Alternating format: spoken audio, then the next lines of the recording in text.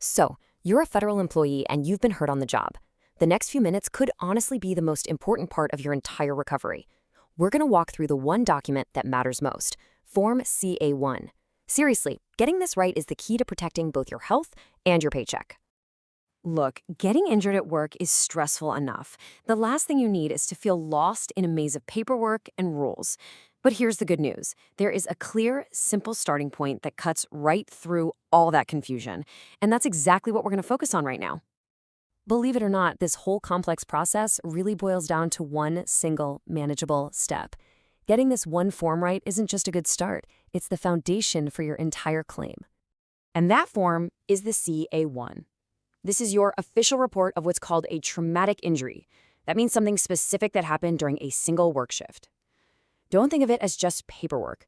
Think of it as the key that unlocks two incredibly important things: getting your medical bills paid and protecting your salary while you get better.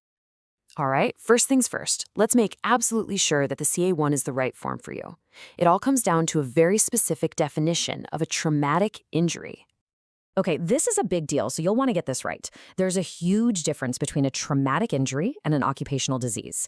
A CA-1 is for a traumatic injury, a one-time event, like a slip and fall, or hurting your back lifting something. It happened in a single shift. A condition that developed over a long time, like carpal tunnel from typing, that's different. That requires a Form CA-2.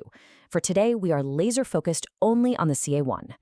Okay, let's move on to what is, without a doubt, the most time-sensitive part of this whole process.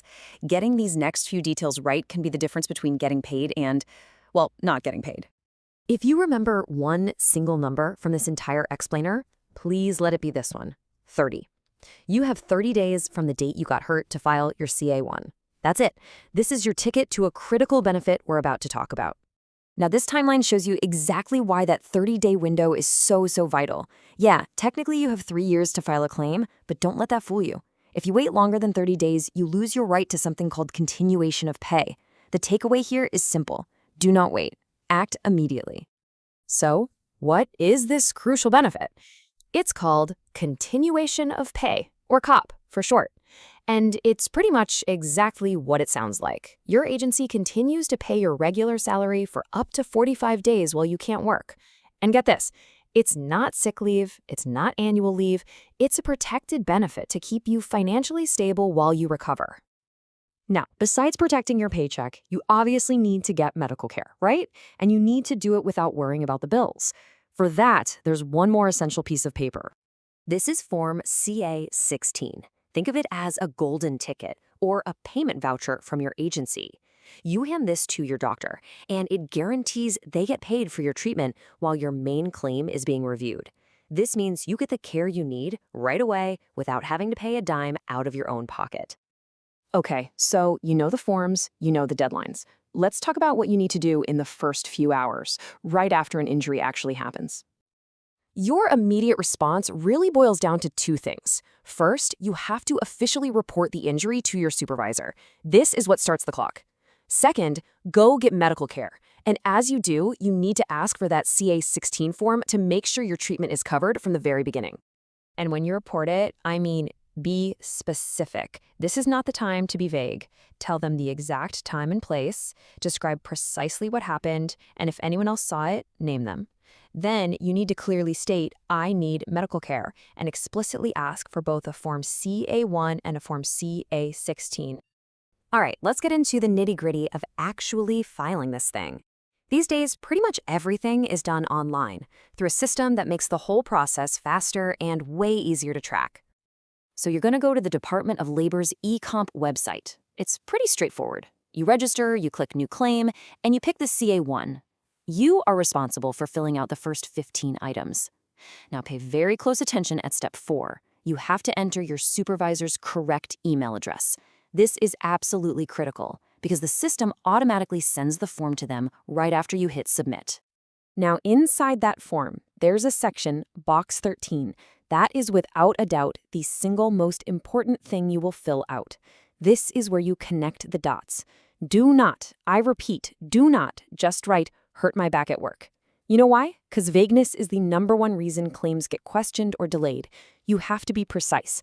Instead, say something like, at 2:15 p.m., while lifting a 45-pound box from the floor to a shelf, I felt a sharp, immediate pain in my lower back. See the difference? That level of detail is what makes a claim strong.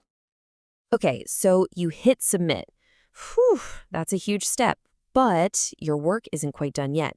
Now, you've got to provide the evidence to back up your claim and keep an eye on how it's all progressing. And just like that, another clock starts ticking. You now have 10 calendar days from when you file your claim to provide medical evidence from a doctor. This is absolutely non-negotiable if you want your claim accepted and to keep those COP benefits flowing. So what does that evidence actually look like?